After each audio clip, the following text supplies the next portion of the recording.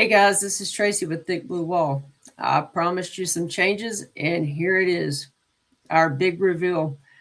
This is one of my old co-workers and a friend of mine from our department that we worked at. Tom, tell everybody about yourself. Hey, everybody. Tracy and I actually got sworn in on the same day, December 15th, 1995, up in the dungy, asbestos-filled halls of the agency that we worked at. It was such a horrible building, but a great building all at the same time. But I had just recently retired after 30 years of law enforcement. I went from December of 1995 to December of 2025, and currently retired. During my career, I worked. I was an investigator working crimes against children. I actually supervised the crimes against children unit later. I also did internal affairs investigations, and rose all the way to be a division commander, where I led the entire criminal investigations division, including the homicide unit at the agency that we worked at, and actually created a special victims unit at the agency that I worked at, which we didn't have one, and I knew we needed one because I used to be a crimes against children detective, and the way our agency was handling rape and sexual assault investigations was inappropriate, um, and it needed to be changed. And I brought that about when I was a division commander at the department. Saw a bunch of homicide cases, including a serial killer. During my tenure in the detectives division, and I think I bring some different insight into the Thick Blue Wall podcast, and I'm pretty excited to be working back alongside Tracy. I appreciate that, Tom. And I can promise you guys this: Tom is super smart, very thorough, and I'm glad that he accepted my offer. It was kind of hard to refuse, right? Yeah, I really appreciate it. No, and you know what? The viewers are getting ready to get there. They're gonna love you. So they'll see exactly what I see in Tom. So get ready, guys. So we're gonna, like I said, our podcast. We've been doing it. This is, I think, like the 15th or 16th episode of Thick Blue Wall. Of course, we've changed the name a little bit, and you know, this. Luckily, Tom knows all the creative stuff that Paul and myself did not know, which is a big bonus because with me and Paul, it was one and done. If we messed up, we had to start all the way over because we did not know how to edit. And Tom knows how to do all this stuff. So this is absolutely great. I can mess up all I want. Yeah. I'm going to try not to, though. Yeah, it's always best. The least amount of editing we can do, the better. And plus, there's experts out there that can spot editing, but they'll look for a click in the video where your head suddenly moves. They'll know all the tricks to look for. But usually, I'm pretty good about picking moments to edit. But hopefully, we don't have to edit that much. The fact of the matter is that we both bring some reality to this, and we come from a background that we actually have experience working these cases, being on these scenes. Some of them horrendous. Some of the stuff that we're going to talk about, I'm sure, over the coming shows and coming years, there's a lot of bad stuff, and we've certainly seen some of it. We've been there. It's crazy. Yeah. You know what? I've always said that you don't choose law enforcement. It kind of chooses you. It's a calling, and it's not for everybody. For me, I was going into sports medicine. That's my senior year of high school. I'd been accepted to East Carolina University, and I was going into sports medicine until we had this couple at church, and they were both police officers, and it was Toy and Brian Pettis. And yeah, I'm not sure if I ever even told you about this, Tom, but it was Toy and Brian Pettis, and they're like, you know what? They worked with the youth group, and they said you should do a ride along. And I was like, okay. I mean, I'm 17 at this point, and my mom has to sign this waiver, which she wasn't too excited about, but she trusted Toy and Brian. So I did my first ride along with Toy, and she was in the housing unit, and her partner, he probably doesn't remember that it was me, the snot-nosed kid in the back seat, but and by the way, nobody likes to ride along, but I was a little snot-nosed kid in the back seat ride along, and his name was Kenny McMillan. So Yeah, yeah. I mean, you could see he smelled good, he looked good, he was a ladies' man, and He so still I was in. is. Yep. So I sat in the back seat, which is really cool because you go back to school on Monday and say, "Oh, what did you do this weekend?" I just rode around in the back seat of a police car. But when that happened, this little the spark ignited inside of me, and I was like, "This is really cool." So then I do the one with Brian, and he was in the detective division, and he had a partner named Pat Pridgeon. Oh Lord. So I did a ride along with them, and the first thing Brian does when he brings me up there, he shows me this photo. He doesn't probably remember. I remember it vividly just because of what I looked at. And I don't know if he showed it to me to see if it was going to scare me away or to look at my reaction. I'm not sure. But it was, I believe it was a domestic that had happened. And the woman was laying on the hospital bed. She was cleaned up, but there was a butcher knife completely. The entire blade was in her Oh head. yeah, yeah. Gene Vincent told me about. Gene Vincent was on that. Oh, yeah. Oh yeah, yeah, Yeah. I mean, the only thing hanging out of her head was a handle. And yeah. so, They just cut the handle off because she was fine. She actually lived through yeah, that. They yeah. just cut the handle off, and she had a scar down the front of her head. Gene actually pointed her out to me one night when I was a rookie because he Oh, went to yeah. that initial call. And Yeah, that cool? Kind of, it's a small world. We were at the yeah, same agency, so we had yeah, the same stuff going on. But yeah. I guarantee there's listeners. There's no way that you're like this lady had this knife sticking out of her forehead and she's walking around talking because everybody's like, if you Oh, got she stabbed in was. the head, you would be dead. And she's still not dead. And the knife is still in her head. That's So she might be crazy, dead now, but she wasn't in right? 1996, 1997. She was still alive. So yeah, Hmm. That was the most crazy. fascinating part is the fact that all of that entire hand. I'm not talking about a steak knife. We're talking about a full butcher's Yeah, knife it was a big in old, her.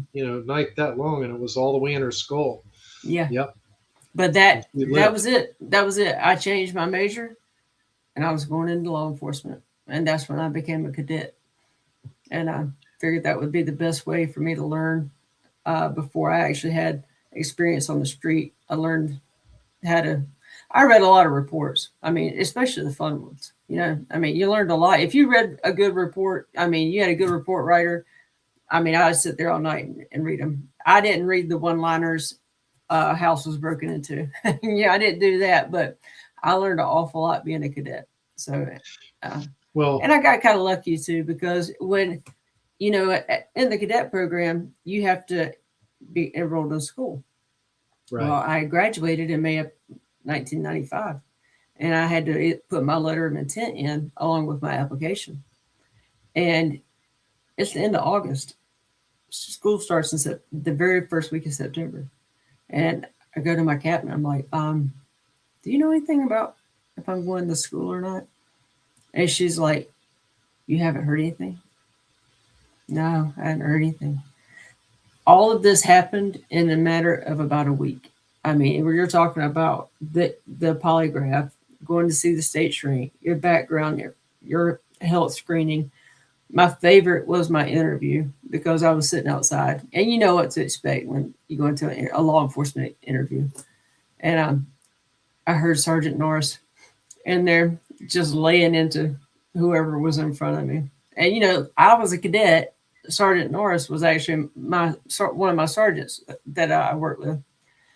So I go in there and I'm ready for him. And it was him, Linda Raleigh, who I worked for in the community relations office as a cadet for a little bit of time, and a civilian that I don't remember who that was. But Sergeant Norris goes to lay into me, and he just busts out laughing. He sits there. He says, "I can't do this to you, Tracy." And I mean, it was actually a pretty easy interview. And I was in rookie school the following week. Yeah, it was always easier for you cadets. Those of us that weren't had a harder row to hoe. The cadets Yeah. definitely had an upper hand. My entire BLET class was pretty much made up of WPD cadets. You had, Dewan, Ford, and Wes Oh. Phelps, and that whole crowd. That was my BLET class. And Cheech, Mm-hmm. Chinichi, Greta Mallard. She Mm-hmm. was in my BLET class. Stephanie Boucher. But now Stephanie and Greta weren't cadets, but the rest of them were. Yeah. and they all had jobs, and I didn't even have a job in BLET, so it was tough. But yeah, Yeah. I wasn't going to be a physical therapist. I was going to be a marine biologist. I was going to be Jacques Cousteau, and That that doesn't didn't really surprise work me. out. Knowing what I Yeah, know well, about you, I see. I can see that.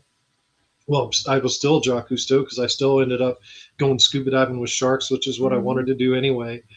Yeah. Just I ended up with something slightly different for my vocation than doing that. That became my avocation, not my vocation. Yeah. It was actually college that we were counting blades of beach grass in a cubic meter on Shell Island, and the professor goes, "Is this what you want to do with your life?" And I'm like, "Not really." And he's like, "Well, do something else." And then a bunch of my friends in high school, a lot of them became cops up in Virginia where I grew up, and they're like, "Yeah, man, this is a great job." And so I changed my major and college, and ended up graduating school and coming down here, and I was homeless for a while. And it took me a long time to get in the door. It's Yeah. crazy. Someday we'll have to tell the story of how I even got into PLET, because that involved John Carricker, because I used to go surfing with his son Doug, and I Okay. was standing in John Carricker's living room dripping wet in a wetsuit. He's interviewing me for a law enforcement job so I get a sponsorship in the BLET. But crazy. Wow, that's But crazy. And then 30 fast years forward to later, December 15th, or yeah, it was 15th, 1995. You yep, and you're standing right beside each other. yep. And there's pictures from that day. We'll have to, you know, put up some of those pictures from that day when we got sworn in, when we were much younger and much prettier.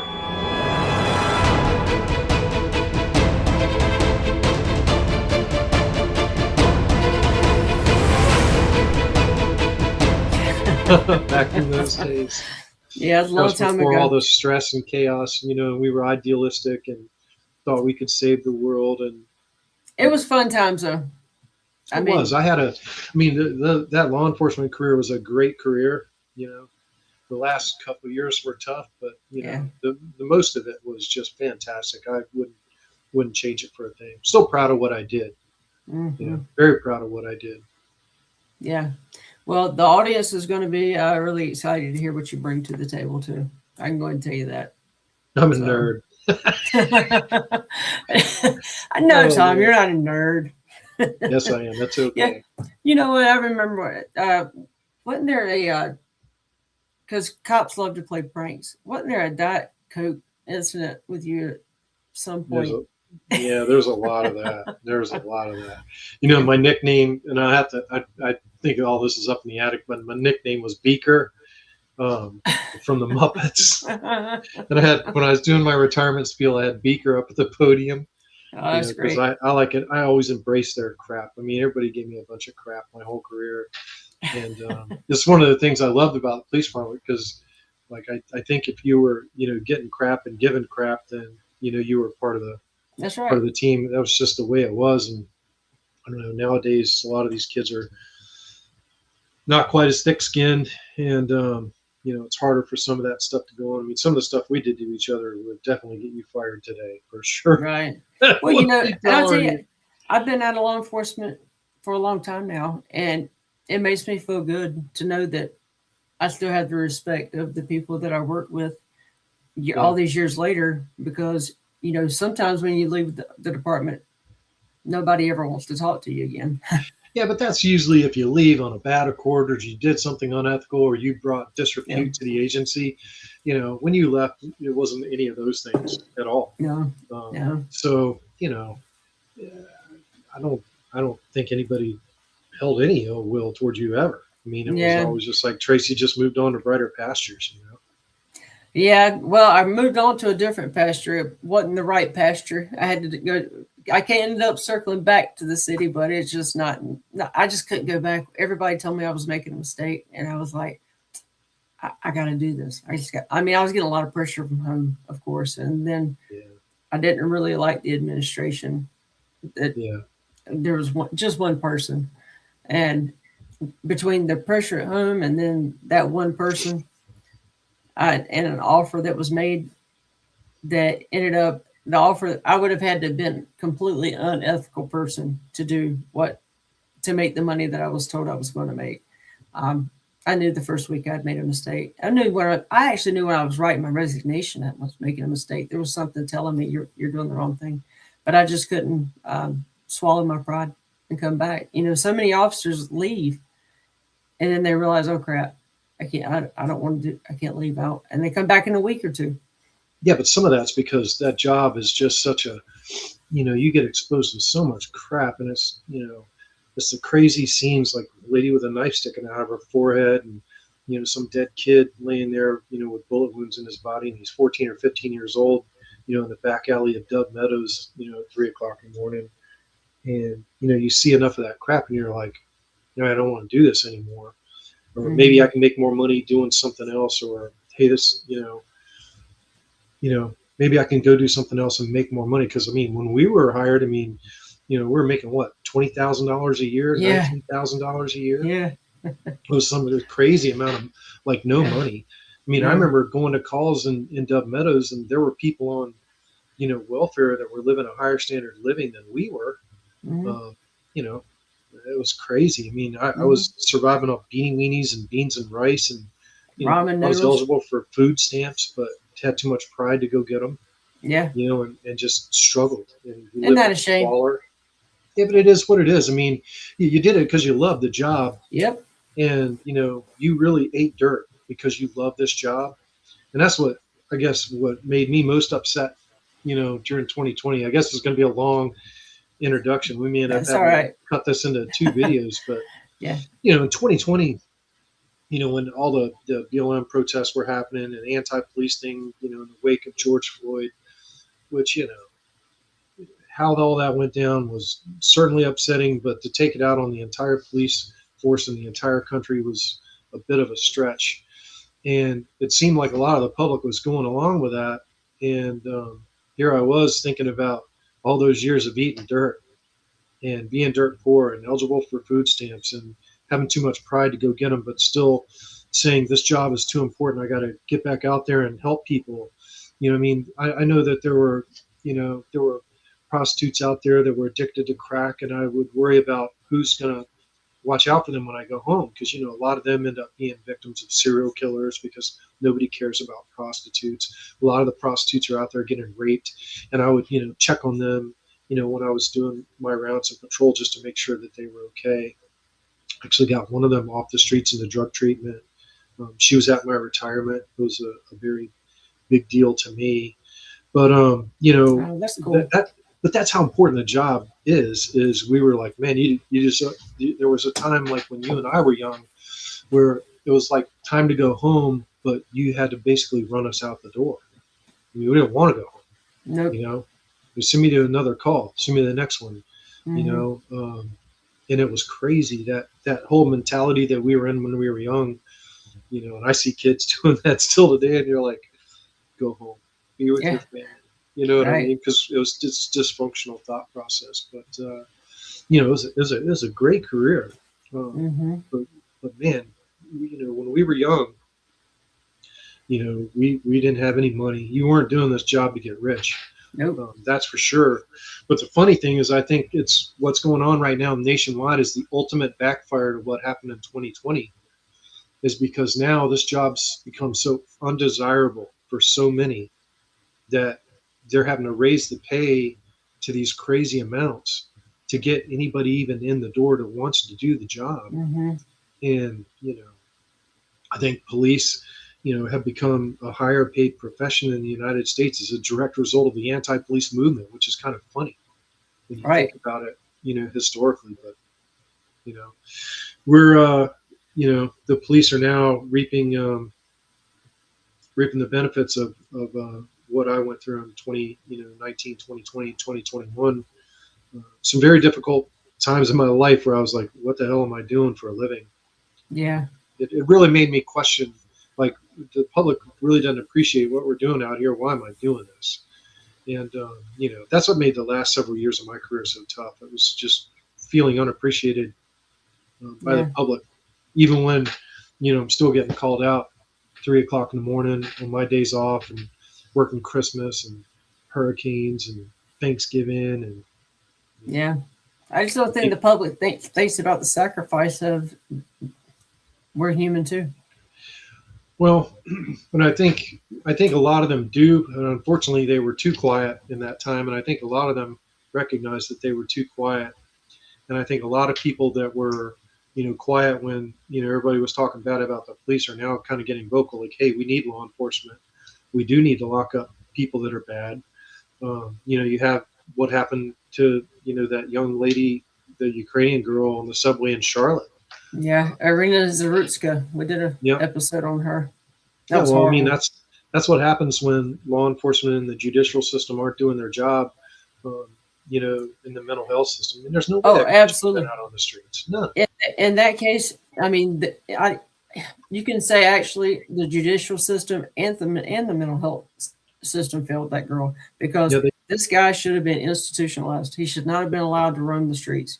And yeah. the only thing this poor girl did was pick the wrong seat. That was it. Well, I mean, you and I both know, unfortunately, that there are people in society that need to be institutionalized. There are people that are so dangerous they would kill anybody than just they would assume just to kill you, then look at you. Hmm. And you and I have both dealt with people like that. And unfortunately, until the public realizes that there's a lot of people out there of no more value than they need to be incarcerated. They don't value Yeah. human life. If you No. don't value human life, um, and you're out there killing people and raping women and hurting children, hurting animals, which is a danger sign to other things that I'm Hmm. sure we'll get into later. Those are all huge danger signs. We need to be dealing with them, and society's not. And so, the level of crime and violence and insanity that we're experiencing now is a direct result of an over tolerance of crime. Crime should never be tolerated. Crime is not okay. Mm. And criminals that commit crimes, and it doesn't matter what their reasons are, they may have had a bad upbringing, and I know you and I are getting ready to get into that. Hmm. Yeah. And I do think I'm a human being. I mean, everyone has issues, from their upbringing that could have affected various aspects of their personalities. It doesn't excuse criminal behavior Mm. ever. Mm. Um, it doesn't make it right. Certainly, you can take that in mind.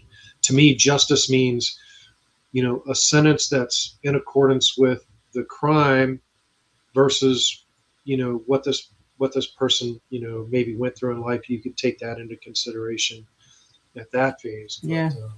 you know, yeah. But unfortunately, what's happening in the United States right now is there's too many prosecutors, too many judges that are churning people out of the system and giving them second chances. And they're, some of these are violent criminals, and they're actually, they're recidivists, and they're actually committing further violent crimes. And there's people that are dying unnecessarily uh, because of that. There's actually a serial rapist from Wilmington, which I actually am one of the officers that identified this serial rapist, which was going on in like the late 1990s down in Carriage Hills neighborhood, down off I 17th remember Street. that. Yep. Yeah, He was a secret peeper that we kept yeah, getting calls on. yeah. Well, I did an FIR on him. Oh, did you? Oh yeah, I did the FIR on him, and I remember I went to the lead detective, on that case, and I said, "Hey, did you see my FIR?"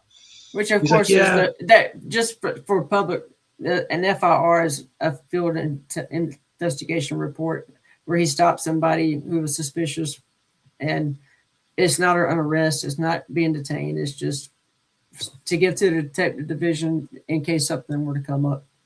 yeah, we'll have to dive into that story sometime." Yeah. But at any rate, the detective said, "No, it's not that guy; it's somebody else." And then the detective arrested ended up being the wrong guy. DNA was negative, and it ended up being my guy. So we'll have to tell that full story sometime later. But that's a serial rapist in Wilmington. But the reason I started talking about that serial rapist in Wilmington is because during COVID, he was released from prison, and Mm. he is currently on the streets of Wilmington. Well, he's in and out of jail. The last time I checked, he was still in the jail. I mean, I don't have access to RMS anymore because I'm Mm. retired. Right. But he was in jail right before I retired. David White. Yep. Uh, I yeah, remember that name now that you say it. yeah. It's crazy So that things stick with you. Yeah, well, that was a case from when we were pretty young. And I remember I Hmm. took that one personally because I worked District 4 West, Yep, and so did I. Opposite Carriage, you. yeah, yeah, we were opposite. So Tracy worked on my days off, and I worked on her days Hmm. off. And but yeah, I worked 4 West because I spoke a little bit of Spanish, so that helped in Longleaf Park. Yeah, right. I spoke no Spanish, so I couldn't help him at all. Yeah, I did do a little Spanglish, but I never could. Which a lot of people ended up when you tell them you're going to jail, they end up speaking a little bit of English. Believe it yeah, or not, they understand that. So, but yeah, this brings us. This is a good uh, time to talk about what we're going to bring up tonight. Speaking of a serial rapist, and uh, she was not a serial rapist. However, she was a prostitute, and she was Florida's first female serial killer, and her name is Aileen Wuornos. So we're going to break down her crime tonight, and of course, she was found, she was convicted, and then she was sentenced to death. And I'm really interested in breaking that part down because you may be surprised at how I feel about that. I'm very pro death penalty. I mean, I think Tom, you probably feel the exact same way coming from law enforcement. We're yeah, well, maybe not. maybe Um, not, but is it for everybody? And is it for every serial killer? You know, you know, to me, like the death penalty, like I'm not vehemently opposed to it, but philosophically and personally, I'm opposed to the death penalty on religious grounds. right? It has nothing to I see do with that. um, whether or not it's a, a person's bad enough to kill. I It's a can see that. religious thing for me. Well, you I know, just too, disagree. there are some people that having a life sentence is worse than a death penalty. Having to live in prison is much worse. Yeah, So I actually do believe that a life sentence in prison is worse than death. Um, you know, for the person that's enduring it, for sure. hmm I mean, that's why a lot of people, especially prisoners on death row, they try to get their appeals done so they can go ahead and get on with the execution, which kind of happened in this case too. hmm yeah, we're gonna dive into it. I mean, I believe she ran into some wrong people who gave her some bad advice, and she's no longer here. Yep. So, but we'll start out with her. Eileen Moore knows what came into this world. She was not given a fair chance at life from the moment she entered this world until the day she left this world. Um, she was reportedly sexually assaulted by her father and her grandfather. Now, I believe her father was around 18 years old and her mother was 16, I believe, when Eileen was born. Yeah, they were Um, both teenagers, that's for sure. and the father, if I'm not mistaken, was a serial sex offender. And he ended up going to prison and hanging himself uh, in prison. But Eileen was molested by these people, and then what she also, as she got older, had sexual relations with her own brother. So um, they prostituted her out for cigarettes. I mean, you're talking about at 9 years old. She was prostituted out. Um, and she lived in the woods. She ended up getting pregnant at 14 years old.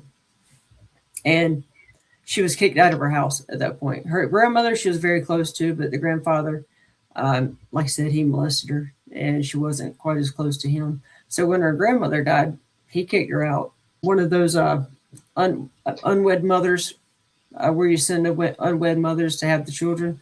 And she had a child that was born on March 23rd, 1971. It was a baby boy. She was 14 when she became pregnant, but she was 15 when the baby was put up for adoption. Um, she decided that she didn't want to stay in Michigan because it was too cold. She didn't have anywhere to sleep. She didn't like sleeping on the snow. So she went to Florida. So where she was a prostitute down there. Let's get her up there a little so you can see what she looks like. But this is Eileen. This is on one of her better days because to say she had mental illnesses is an understatement. I mean, it's just like pick one. She's got it. Um, and this is the area that she uh, I guess patrolled through for lack of a better word. But this was the area she picked up her Johns. Anytime jump in anytime you feel like you want to. But Well, I'm familiar with that part of Florida. One of my hobbies is scuba diving. I think we touched on that briefly. I was going to be Jacques Cousteau. And, also I'm a certified cave diver. And a lot of cave diving is just south of Gainesville, Florida, which is in that area, where she was operating, basically in the Ocala National Forest between the west coast and the east coast of Florida. So if you take the Ocala, I forget the highway that runs through the Ocala Forest, but it runs basically between Daytona Beach and just north of Tampa, like just north of Spring Hill on that map. And the Ocala National Forest is in between. And a lot of the bodies were, I believe, dumped in the area of Ocala National Forest. But the area just south of Gainesville there's a lot of caves there that I went scuba diving in. So I've spent a lot of time in that part of Florida for sure. And of course, Gainesville is where University of Florida is at, which that's also where Ted Bundy was operating, just a few years before Aileen Wuornos. yeah, wasn't there another serial killer in Gainesville? I can't remember his name. Yeah, Ted Bundy. There was another one though. Well, I don't know if there was another one. Yeah, I there know was about Ted another one. Bundy. Yeah, there was another one. I'll have to look it up and it's Yeah, like, don't move to Gainesville. yeah, No, don't I'm no just no kidding. yeah. I'm Definitely kidding for about that. Well, there was definitely another serial killer down there too, and yeah, but that's where Bundy ended, if not mistaken. Correct. Yeah. Yeah. So, but Eileen had to do what she had to do to survive, and well, she fell in love with Tyria Moore. She had had one homosexual relationship with another female prior to Tyria. This is coming from her. She'd had one, but it wasn't as serious. She actually really loved this girl. She called her Ty. Um, but she fell in love with Ty. Ty knew she was a prostitute, and it's really sad because she would be. They wouldn't have any money, and Ty would send her out there basically to prostitute for them to live the life that Ty wanted to live, like drink and party, and they would stay in hotels, they would stay here and there wherever they could. But I just don't know how you send your girlfriend out there to do that. Well, I never understood, like, even, the prostitutes that I worked with at the police department, especially, particularly the one that I ended up getting into drug treatment. She initially got hooked on the drugs because she was married to a guy and they were doing cocaine together. And then, they both got hooked on crack cocaine and he started sending her out, to turn tricks so they could get more crack, to smoke more crack. And I was like, how could you as a husband, like I'm thinking about my wife, Mm-hmm. how could you as a husband think that's possibly okay? I mean, that's number one, it's a deranged mind, but that's also a drug soaked mind. Somebody who's drug soaked mind is they're not making good decisions. And Yeah. I know that Eileen and Tyra were drinking alcohol, but I'm pretty sure that there were other drugs involved as well. Um, if you think about the time frame that they were doing this, that was during the crack cocaine epidemic. I wouldn't doubt if one or both of them were using crack. In fact, Tyra's teeth, certainly Mm-hmm. look like she has smoked crack. If you haven't seen her teeth, they're horrible. They Yeah, that's not certainly a look good like, picture. yeah, well, the picture with her, there's pictures of her with her teeth, and she's, Oh yeah, I may have one. I didn't put all the ones I had up there, but yeah, her teeth were really bad. yeah. But what you were talking about, the kind of person that would want somebody to go out there and do that to support their way of life. I mean, it's not somebody that's thinking rationally. Neither you nor I would send our loved ones, any of our loved ones, our children, our wives, our husbands, our significant others, or anybody from our family, our friends, out to prostitute themselves to support a drug or alcohol habit. I mean, that's insane. Yeah, it You know, what I is. mean, it absolutely, people are not in the right frame of mind. No, and Eileen actually gave an interview, and like I said, you have to keep all of her interviews, take them with a grain of salt, because she does have several mental illnesses. Um, and you know what? I'm not picking on her for any of them, because, like I said, how she came into this world, any of us could have been in that situation had we come out into the world like that. She was never given a chance to actually be a productive member of society. If I'm not mistaken, if you watch the movie Monster, have you seen that movie with Charlize Theron? I don't think I've seen that movie Monster. No, I've seen, various, documentaries on Eileen, but I have not seen the movie Monster. And Hollywood's going to Hollywood it up for, so you don't know how much of it is true versus how much is being, told to beef up the story. But Eileen had put in for jobs like at a bank, thinking that she could go in and be the bank president, and obviously stuff that was unreal. It was unattainable. And in the movie, it actually goes into that law enforcement officers were also using her for sex. And I have to say, that's sad, but it's not all that uncommon. I know I've worked with it. Tom's worked with it. Yep. It does happen. And people don't believe prostitutes. That's the reason why it happens, is because people don't believe prostitutes. That's right. I mean, prostitutes get raped all the time, and the reason rapists will target a prostitute is because the rapist knows that a prostitute's going to be very difficult to believe by a jury that they were raped because of the Right. nature of their work, and police officers know that too. And there was something that came to light. I'm not going to go into details here, but there was something that came to light toward the end of my career, and it was very disconcerting. And I'd called a buddy of mine who's NYPD hero, emergency services and NYPD on 9/11, and I called him up and I was like, Joey, I thought we were out here doing God's work. And he goes, well, you were, but not everybody you work with was. And, Joey was a career cop too. I mean, he was a cop for like 35 years. NYPD emergency service. I mean, he was a big hero on 9/11, did some crazy stuff. He did some heroic stuff before 9/11. He's met 3 different presidents. I mean, he's just a huge guy in law enforcement, and he worked at WPD too.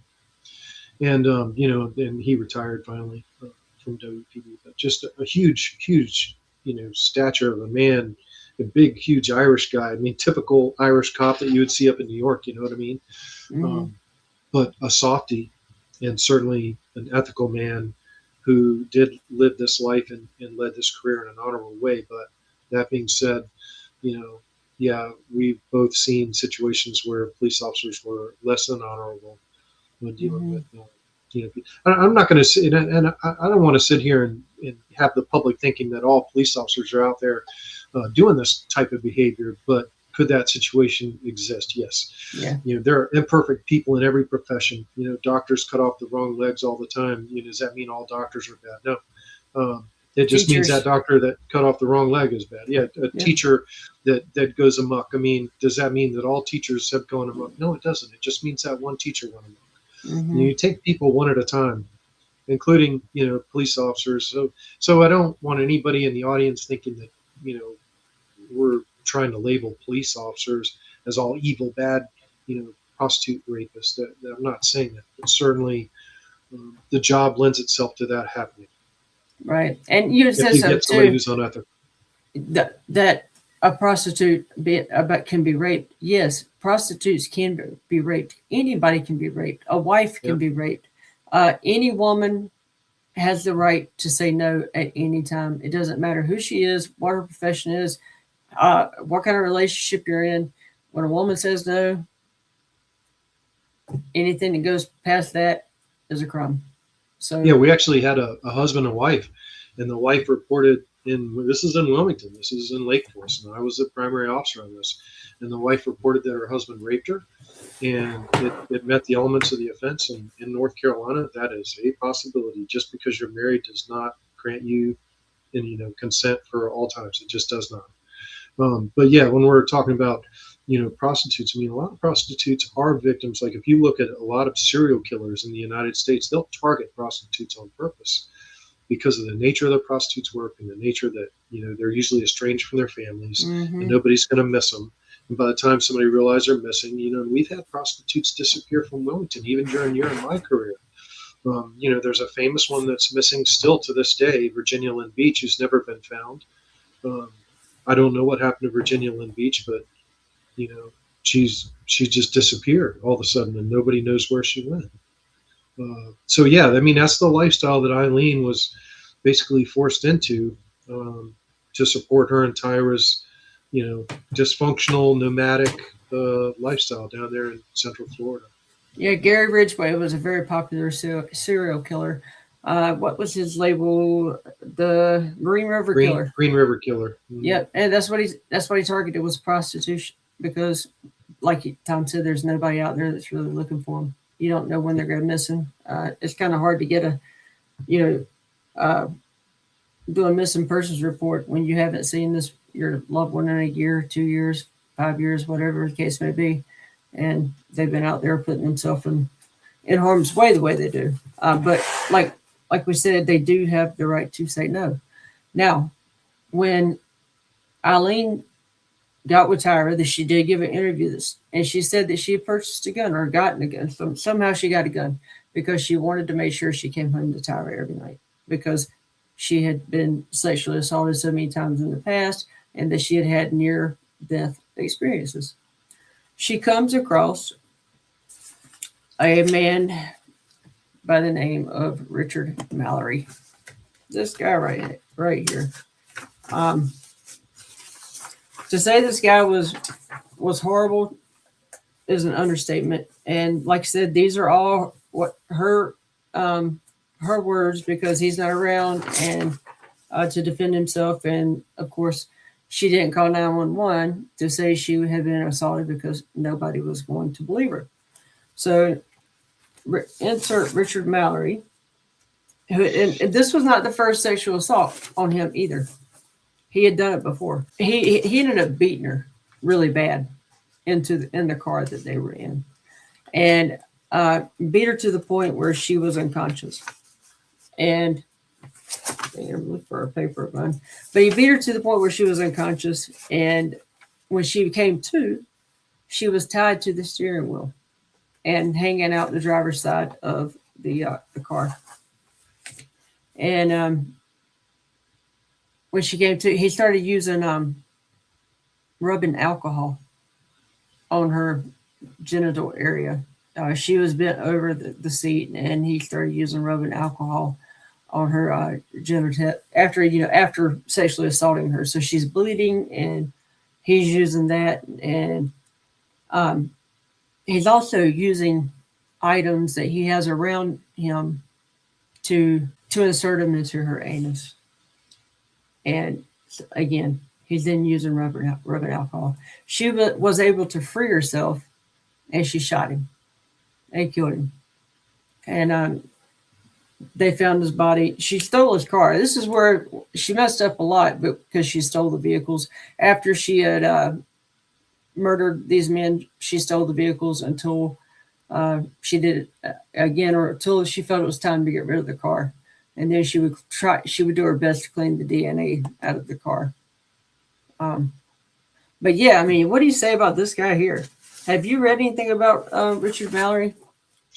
Yeah, and Dayline NBC, they were doing a special about the trial, and I don't want to get ahead of ourselves here, but what they found in the trial records, which wasn't disclosed to defense counsel appropriately, was that Richard Mallory had been charged previously with sexual assault and assault, which kind of lent credence to some of what Aileen's story was, that she was assaulted prior to being raped.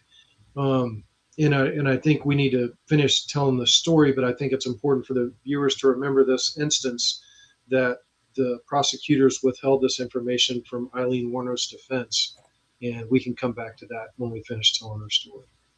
Yeah, so I found the information on Richard Mallory. He in 1957 he had another attempted rape case, in which um, he attempted to sexually assault Jackie Davis, and some of the quotes that are attributed Mallory's letter to the judge included, "I hope they give me the gas chamber. I am no use to myself anymore. I should die, and I wish I could. I was afraid I might do something someday to somebody." But you know, he's aware of it. He's aware of his sexual deviance. Yeah, you knew it was wrong. Yeah, he knew it was wrong, and but he was a deviant, you know. And she killed him. And I'm gonna be honest with you. I mean, I believe her. I believe that she killed him in self defense. Um, I think there's certainly.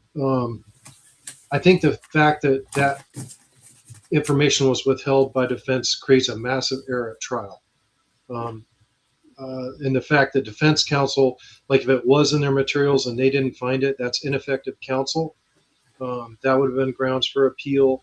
But also the fact that that it wasn't disclosed is a violation of Brady versus Maryland by the prosecutor, and it could lead to the prosecutor's disbarment. But it most certainly should have granted Aileen a new trial. You know, and you haven't finished telling the story because there's certainly more victims.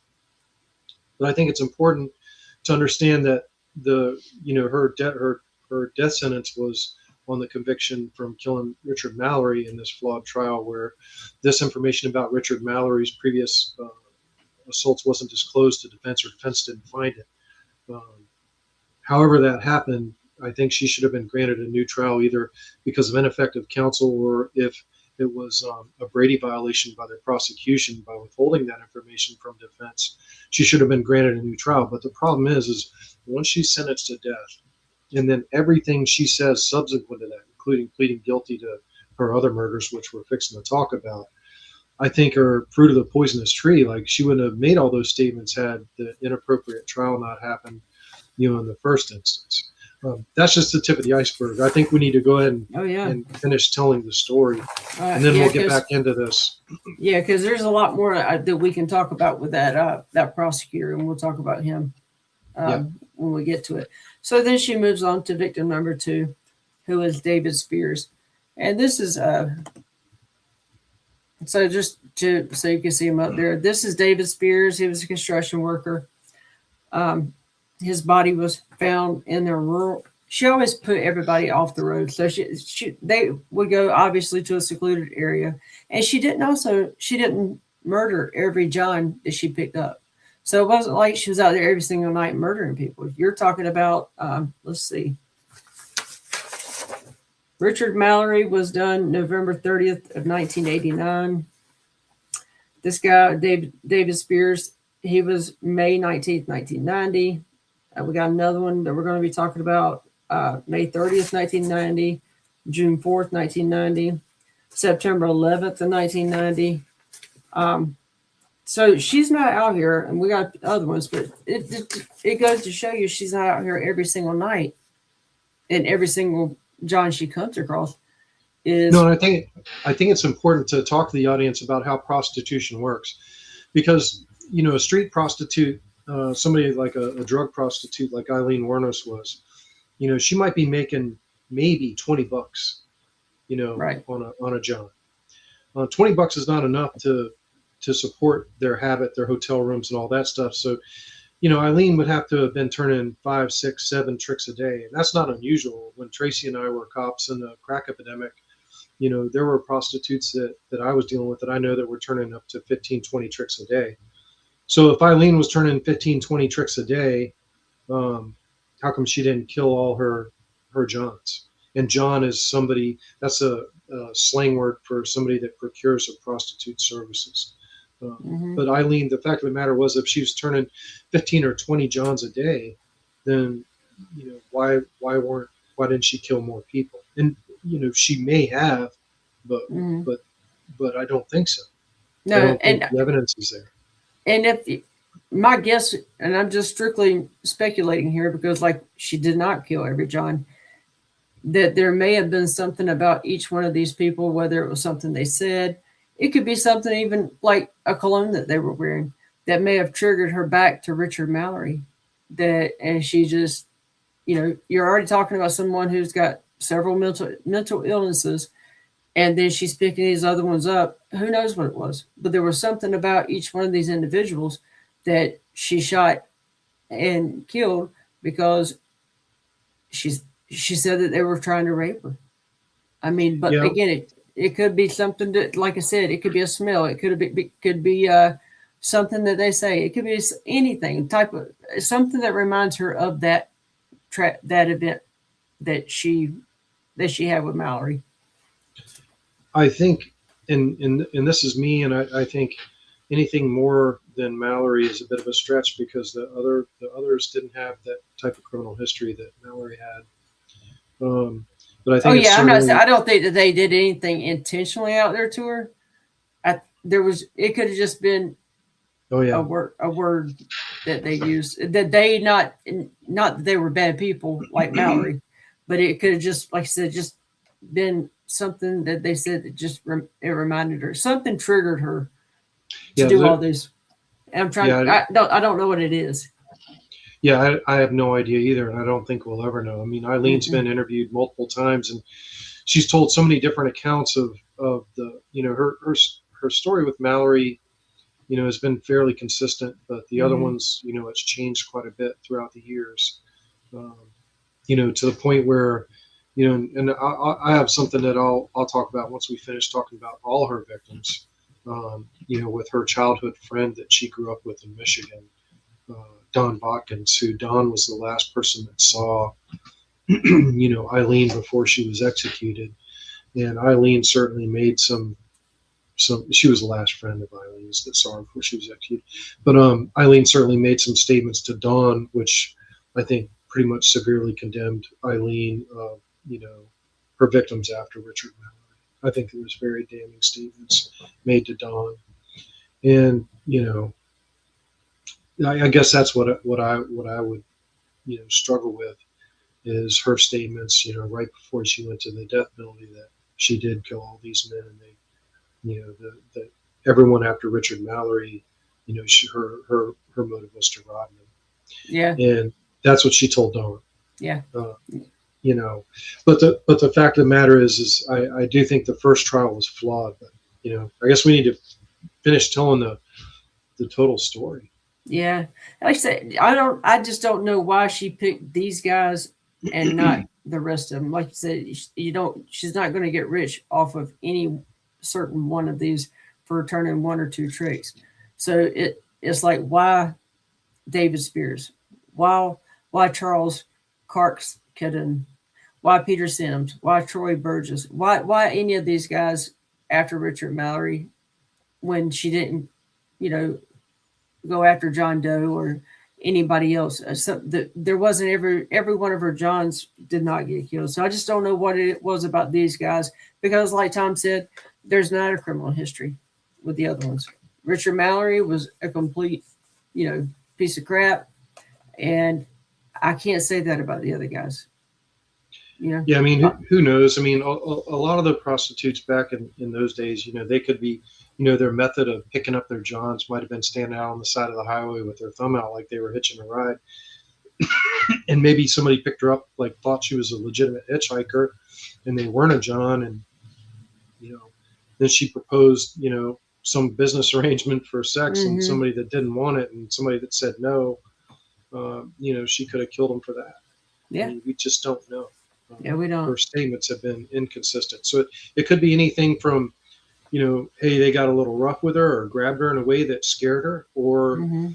they reminded her of Richard Mallory or her father or her grandfather in some Mm-hmm. weird way. I mean, that's another thing that you need to talk about is, I don't believe I've ever even seen any pictures of her father or her grandfather, but I'm wondering if they favor any of these men. Mm-hmm. Uh, Because there are you a know, few old guys up here. yeah, I haven't seen the pictures of, her father and Mm-mm. grandfather, but yeah, I don't know what that could have been that triggered her. I just don't know. Yeah. She never really talked about Mm-mm. specifics of what triggered her with these other men. No, just Mallory. But so victim number 2 is David Spears, and then victim number 3 is Charles Dick Carts Caden. I believe that's how you say his name. He was a rodeo worker. Um, he had multiple gunshot wounds, and she had robbed him. Um, let's see, back it up to victim number 2. He had been shot 6 times. She took his car. Initially, the detectives had little to connect this homicide to the Mallory investigation. So apparently, at some point, they were able to connect it to Mallory, but at that point, when they were investigating, they didn't have anything. And I'm pretty sure it was the 22 caliber rounds were kind of important for the different counties to start connecting the dots. Let's see, and then still in the cars. I mean, they ended up wrecking one of the cars. We'll get to that one when we come across it, but. Ty was actually in the car when they wrecked that one. Ty's not as innocent as, she just because she didn't get charged does not mean she's innocent. That's and correct. We're going to talk about that. Victim number 4 is Peter Sims, and 65 years old, and he was a merchant seaman. His body, oh wow, I didn't realize this. Unlike the other victims, his body has never been found. I wonder how they were able to tie that. It might have been one of her statements about him, and that some agency probably could have shown her a picture of him, and she confessed to it. I got it. Several days after he disappeared, that was the car that they wrecked. So, they found his car. Yeah, well, they wrecked their car in basically in somebody's yard. And that's right. They and then called the Tyria police. and Wuornos were both in it. Yep, they ran, but they were able to give the police, and they met with a sketch artist who sketched them out, and so this is how they linked it. Well, they also got Wuornos's handprint off his car. Mm-hmm. She was on his car. Yeah, she tried to clean them up, but especially in a crash, you're doing a rush job right there. I mean, you're wiping a little bit, especially if people are starting to come out of the house. People are going to notice you. You don't have as much time to clean it. Well, I think it's important to note on Peter Sims. I think it's important to note that and you said it, but I want to make sure the audience hears this very clearly, that Tyria Moore was in the car with Aileen Wuornos when they crashed. Yes. And this was a car that belonged to one of the victims that Aileen had killed. So if Tyria Moore is in the car, when they crash and they're getting rid of this victim's car, how much did she know about the murder? Mm-hmm. Or was she an active participant in this murder? That's a big question that we need to have in our heads. And I'm not stating that she was. I'm saying it's certainly a possibility. It's awfully suspicious that Tyria is in the car with Aileen, a car that belongs to a victim that's been murdered. Right. That's huge. Yeah, because they don't own a car together. Yeah. So, I mean, if my girlfriend brings home a car one day and she's a prostitute, I mean, my first question is going to be, where'd you get that from? Well, I don't know what the law is in Florida, but there's this doctrine in the United States called the felony murder doctrine.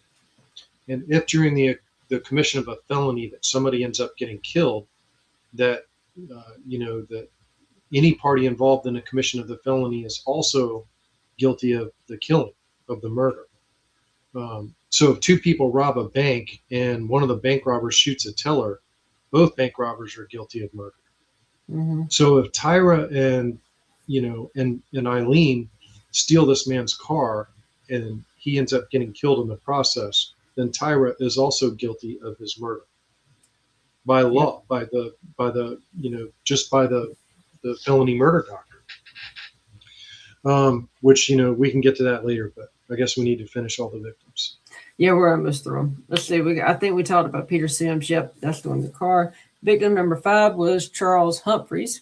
He was 56 years old, and he was a retired Air Force major and former police chief. Wow. Which, again, they may have picked her up to give her a ride. We don't know. have no idea that any type of sex act took place. Um, but at this point, the investigators are starting to form a connection because they were all middle-aged men for the most part. Um, they were had all disappeared while they were traveling. They were using that 22 caliber handgun, and their vehicles were being stolen. So now we've got a pattern, and we've got a serial killer on our hands. Um, Victim number 6 is Troy Burris. He actually survived. He picked her up while driving. She pulled a gun on him and demanded his car.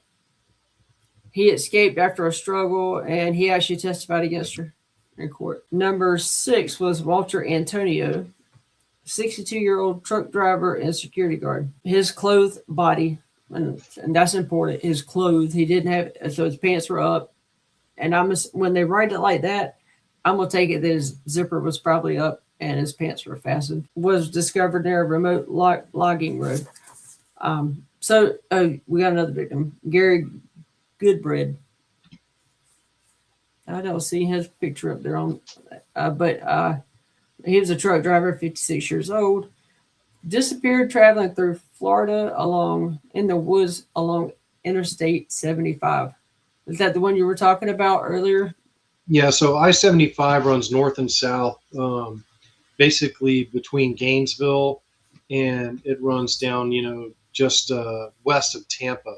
But then she was also operating in the Ocala National Forest, which is basically between, it's between Ocala, Florida, and Orlando, Florida, or Daytona Beach, Florida. It's the national forest there, and I'm pretty sure the road, like one of the big highways that cuts through there, is 40, and 40 runs all the way from Ocala all the way over to Ormond Beach, which is just north of Daytona Beach, which is where the Last Resort Club was, where Aileen was arrested. Right. So this corridor, the I-75 corridor that runs south from Gainesville, and then this I-40, or it's not I-40, it's Highway 40 that runs through the Ocala National Forest. Basically, it runs from just north of Tampa over to Daytona Beach, Florida, is the area we're talking about, so the listeners kind of understand the area we're talking about. Yeah. Yeah. And what the investigators relied on, when you've got victims to any type of crime, the first thing, especially when you've got multiple and you're looking at more of a serial killer, you got to ask yourself, and they teach us in the FBI training, why this victim? So you're looking at victimology. Just like we had said, all the victims were male. They were middle-aged, 22 caliber gun. They were traveling alone, and encountered someone. It was pretty much, for the most part, around the same location that they've been picked up. That was her stomping ground, so to speak. But the characteristics of the crime scene were that there was a robbery that took place. And this part of Florida, I mean, for those of you, like, I think it's important to have the viewers visualize this part of Florida too, because if you've never been to Northwest Florida, this area south of Gainesville, around the Ocala National Forest, it's not a heavily populated part of Florida. There's a lot of horse ranches here. I would say a lot of people, when they see the horse ranches and cattle farms, are reminded more of Texas than Florida. It really does look like Texas more so than Florida around this area. A lot of horse ranches, cattle ranches. It's a different part of Florida. So if you're thinking, sunshine and Miami and high-rise buildings, that is not this part of Florida. This part of Florida is still Florida, man, Florida. You know what I mean? Alligator wrestling out in the country. And I've spent a lot of time in this part of Florida cave diving, and there's still some very native Floridians that live in this part of Florida. This is not a modern vision of what most people think of what Florida is today. And even today, it's still primitive when you go to that part of Florida. Very primitive. Yeah. Yep. So that goes through the actual victims. So let's talk about some other things like Tyria. I want to talk about her because I really don't like her too much. Yeah, well, I think the damning thing on Tyria was the fact that she was in the Merchant Marine's car, Sims, that Mm-hmm. she was in his car when it was found. That to me is damning. I think, you know, could Tyra have been on all of these homicides and actually committed the homicides?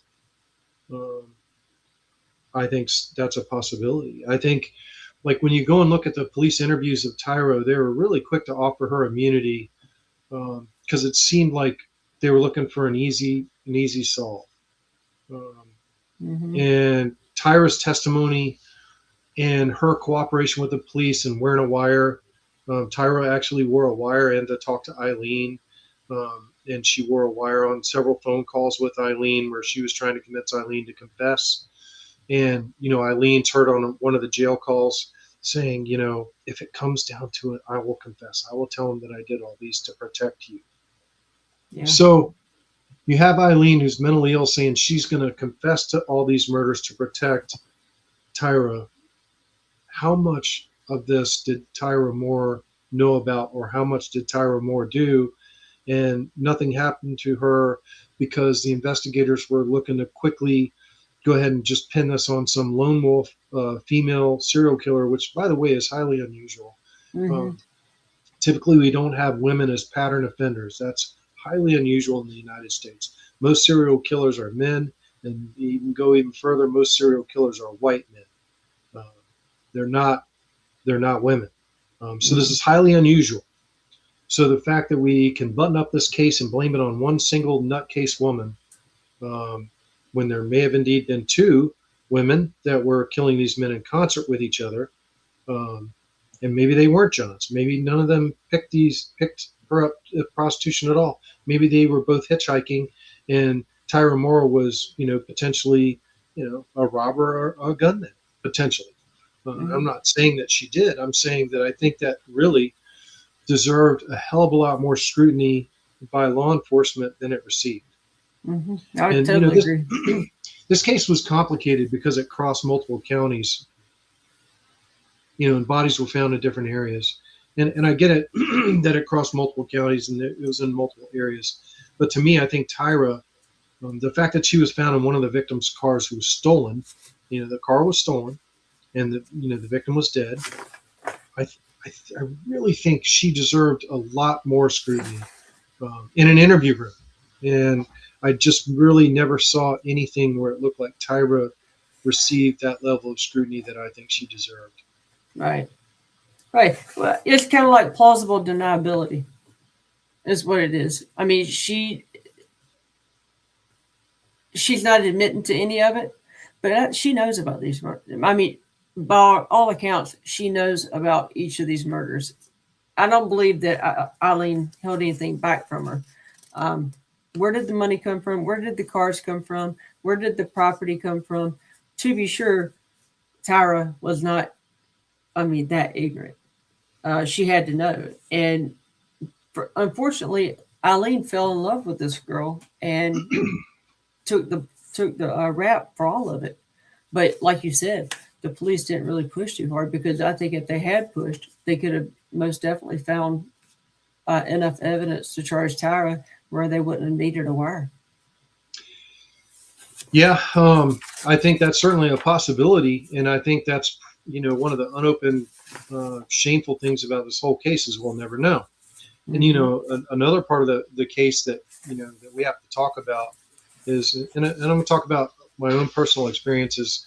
I was a detective sergeant here in Wilmington when we were working a murder case that ended up being a serial killer, and the suspect was James Bradley, and the lead detective on that case was Carlos Lamberty. And I was right beside Carlos when we were interviewing James Bradley in his apartment on Troy Drive, before he was arrested, before he was really a suspect.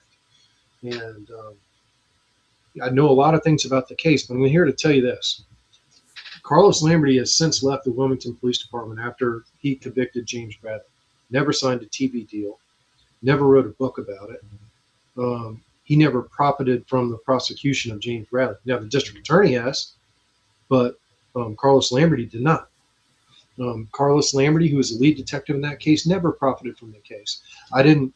I didn't go to any movie studios or TV studios talking about the case to make a profit when I was a Wilmington police officer. That would have been inappropriate. It's a huge ethical breach. And unfortunately, what we saw in this case is that did happen in this case, which is another thing that I find a little bit hard to swallow, is that it was too easy to pin this on a single woman and make her, one of America's most prolific serial killers. And the reason, and I'm not saying that Aileen isn't a serial killer, she may very well have been a serial killer. She certainly, her statements to her best friend right before she was put to death seemed to indicate that she was. But what I'm saying is the police misconduct, not only in way too easy on Tyria Moore, way too easy, the police. They should have given her much, much, much more scrutiny than they did, and they didn't. And then come to find out, before the trial even happens, and I told you Carlos Lamberty's already convicted James Bradley, and he's retired from the police department, still hasn't written a book, still hadn't gone on TV, still hasn't profited from the prosecution and conviction of James Bradley. But here we have cops before the trial begins signing movie deals and book deals. And then that kind of makes you wonder, well, was Aileen really a serial killer, or did they just frame the story that way to make money for themselves? And I'm not saying that they did, but man, that certainly muddied the waters. It made things a huge mess. Yeah. So you had that. You had, Tyria Moore not receiving scrutiny. You have the prosecutor in this case, which, I think that prosecutor was actually running for higher office in Florida. It was. I think because State's attorney. Yeah, because of this case and some of what Dateline NBC uncovered about the failure to disclose the information to the defense. John Tanner was his name, and John Tanner's career kind of stalled after this. He was busted on Dateline NBC. The reporter actually confronted him with failure to disclose pertinent information during the Aileen's first trial, which was for the murder of Richard Mallory, where Aileen was claiming self-defense, and certainly this guy Richard Mallory had some criminal history that could have lent credence to what she was saying about him. I think she should have got a new trial in that case. And then I think everything she stated to the courts subsequent to that should have been tossed, because it's all fruit of the poisonous tree. Yeah, well, she had a kooky attorney. He was real kooky. Yeah, it was like her mental illness drew the nutsos in. It wasn't just that. She had all these crazy nutsos writing her. She was enjoying the spotlight at some point in times. Aileen was. But she a lady named Arlene Praley adopted her. Yeah, which is crazy. Yeah. Like, it's just like people are just trying to latch on to this, first, the most prolific female serial killer to get their moment in the spotlight. And, it was just like there were all these leeches on Aileen Wuornos. And I'm not trying to paint Aileen as a victim. She may very well have been a brutal killer. And again, by her, confessions to her childhood friend Botkin, she was a killer. She was a brutal killer. She told Don Botkins right before she was put to death that the first case was self-defense, but the rest of them were brutal, cold-blooded murders and robberies. But she never, ever implicated Tyria Moore. No, and I think she loved her. I think she loved Tyria Moore. The day she died, she loved Tyria Moore. She did. And the shame in all this is you don't hear anything from Tyria Moore. She's still living her life. She's free, her and her nasty teeth, living wherever she's living. Yeah. And, what pisses me off, I think, the most about Tyria Moore is she gets on the stand. Eileen's over there just crying, listening to the recorded calls. She realizes that Ty has set her up and, was in with the police on getting her to confess. That's going to hurt. She loved the girl. And Tyria Moore never shed one tear. She was not emotional at all. She sat there stone-faced and was able to sit there and just take it, because she knew that she wasn't going to prison, that Aileen was going to prison, and that she was walking out of court that day a free woman. Yeah, and Could it have been that Tyra knew that Aileen was mentally ill, and she had, you know, got Aileen under her spell, and that she certainly was a mastermind behind all these crimes, Mm-hmm. and knew Aileen would take the fall for her. I mean, is that possibility there? Yes. Mm-hmm. Yeah. Um, and I think we hate to break up everybody's, you know, whatever they have set in their head about Aileen Wuornos. But I think with all this other chaos that's on the periphery, if people haven't really kept up with her story in the aftermath of even her getting the death penalty, I think there's a lot more to the story than just a female serial killer monster. Yeah. There's a lot more to the story than that. There is. There was, you know, potential police well, there wasn't potential. It was police misconduct. There were several of the officers in this case that were fired because of the Mm-hmm. ethical breaches with the TV deals. They were out and out fired. That is not good, especially when you're making those kind of deals before a trial even happens. It just really, really sets us up for not having fair trials. Yeah.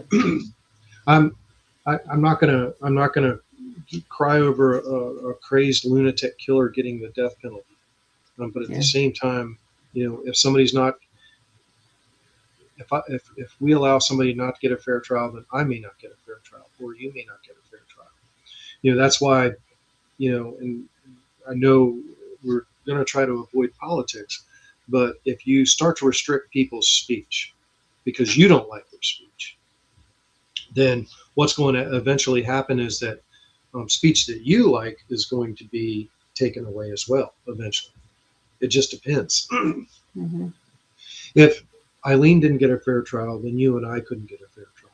And I think in a system of justice, that's not justice.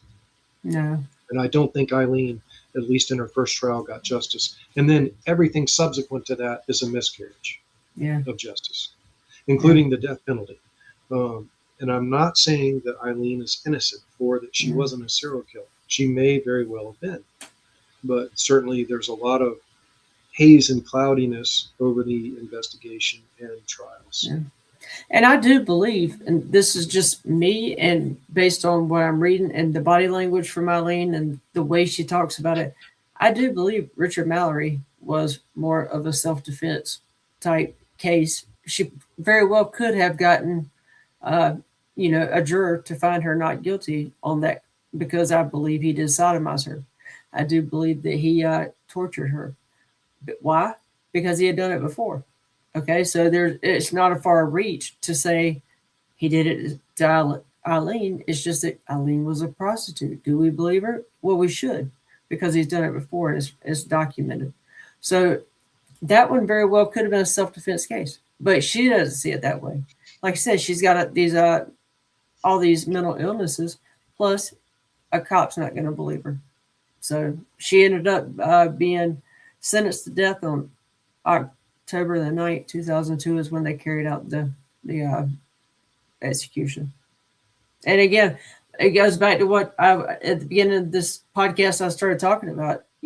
My opinion may surprise you. I do not believe that she should have gotten the death penalty. When you get sentenced, you go through mitigating factors, and my God, where do you start? Where do you end when it comes to Eileen? It starts from the moment she's born until she was still mentally ill in prison. So I do believe in the death penalty. However, this is just not one of the cases I think should have been. She did not have adequate representation in court. She got really bad advice from people she thought were there to help her, and she ended up just taking the advice and letting it ride.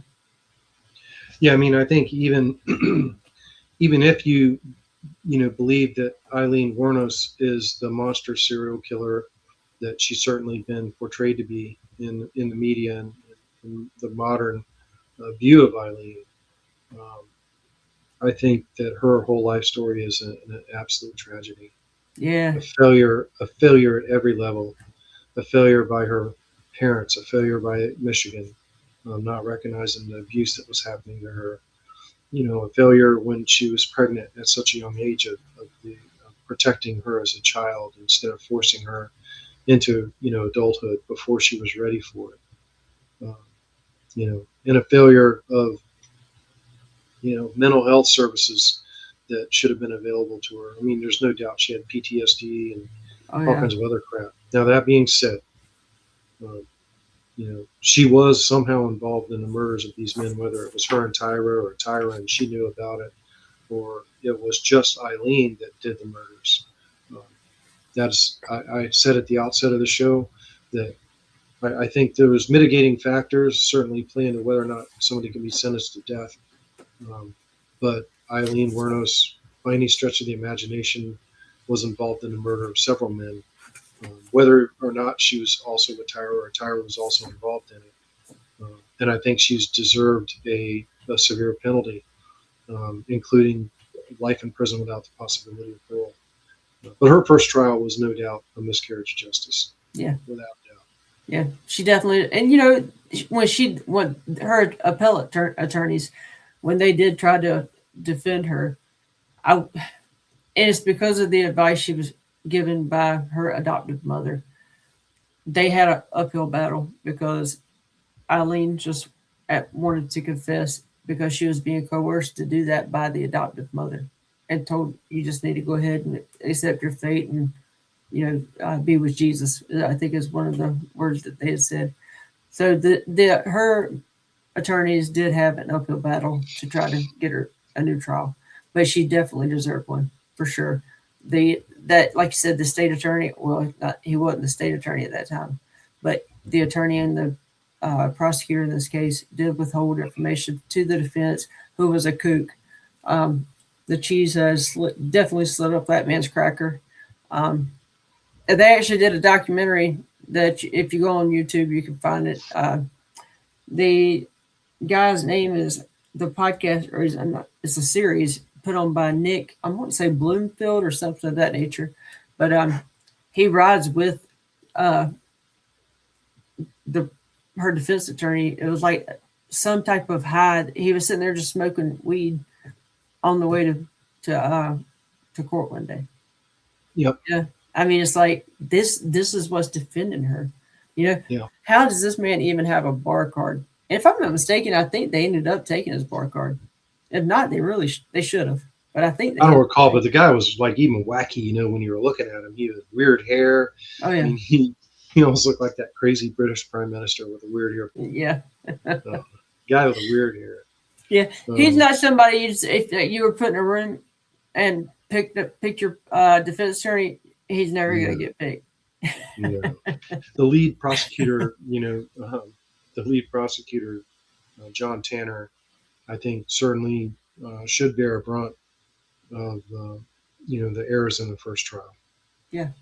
Withholding that evidence about the first victim, Mr. Mallory, and his previous criminal history from defense was unforgivable. Huge violation of Brady versus Maryland. And for those of y'all that don't understand how the criminal justice system works, it's an adversarial system where the accused has a right to confront their accusers and to know all the evidence that's going to be presented against them beforehand. That's called discovery. And so the state turned over discovery, but withheld this little tidbit about Mallory so that the defense didn't know about it, which was later found out by a Dateline NBC reporter who read the entire prosecutor's case file and found this tidbit where, Mallory had been charged, when he was younger of the same exact crime that Aileen Wuornos was accusing him of. And, the prosecutor was on the spot on Dateline and kind of got, basically turned into like a statue. Like he just didn't have an answer for why he didn't do that. He's like, oh, well, I think he was a juvenile when that happened. And, you must be mistaken. He was definitely in a bad spot. I mean, and this is before Aileen. I'm pretty sure this was before Aileen was executed. And I just don't understand why Florida didn't go back and immediately award her a new trial based on just that one. Yeah, I don't know. The governor was Bush at the time, Jeb Bush. Yeah, but she was also, her and her adopted mother were actually writing Jeb Bush saying she wanted to be executed, Mm-hmm. which didn't help. No, matters. her adoptive mother was a big part of her problem, and of course, Yeah. with her mental illness, she couldn't see it. Yeah. So it's a very sad story. But that's pretty much it with it. We broke that down, but at the end of the episodes, we always do a what we call it the chip in the wall. And tonight's chip, this is Sergeant Scott Reese. He is from the Richmond Police Department in Ohio. His end of watch was Sunday, July 5th, 2026. So not too terribly long ago. Sergeant Scott Reese was shot and killed responding to a call near 90 Chippewa Trail in Richmond, approximately 9:30 p.m. After receiving the call, reporting shots fired, officers from the Richmond Police Department, Hinckley Police Department, Medina County Sheriff's Office, and Wayne County Sheriff's Office arrived at the scene where they were immediately fired upon. Sergeant Reese and 4 other deputies and officers were struck. Sergeant Reese succumbed to his injuries later at this scene. 2 deputies were transported to a local hospital in stable condition. 2 others were treated at the scene, and a Wayne County Sheriff's Office K9 was shot during the incident. He was released 2 days later from a local animal hospital. 2 other individuals were also killed during the incident. The suspect was found inside the home in a self-inflicted gunshot wound, which really pisses me off. Sergeant Reese has served with the Richmond Police Department for 10 years and had previously served with the Wayne County Sheriff's Office for 19 years and the Sugar Grove Police Department. He is survived by his wife, 2 daughters, mother, brother, niece, and nephew. So this man has served at least 29 years, and means he was my age, and that's the thing about law enforcement is it's really a young person's endeavor. To be out there facing active gunmen, 30 years is probably too long to be in an active law enforcement capacity. Yeah. Which we can talk about that, but we keep Sergeant Reese and his family in our prayers. Another senseless death, senseless death by a worthless predator, human being. Yep. Yep. I mean, there was a lot of what I read there. There's a lot of, I don't know what's going on, but there was a lot of agencies that were involved in this and a lot of officers who were struck with bullets. And thank God, even a K9, thank God the other ones survived. But yeah, to Sergeant Reese, we thank you for your service. We pray for your family. We pray for the other officers involved in this shooting.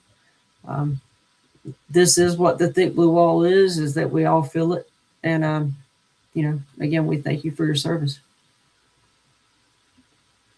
God bless you, Sergeant Reese. Well, Tom, this was great. Let's do it again. Yeah, I'm ready. We'll start breaking this stuff down. Yeah. I know that this last show, that's going to be a little bit, probably not what people were expecting 2 cops to say, but I think the case is really a mess. And I think anybody that looks at all the stuff that's out since she was killed can look at it and see the case was a freaking mess. It was. I mean, it's a sad story.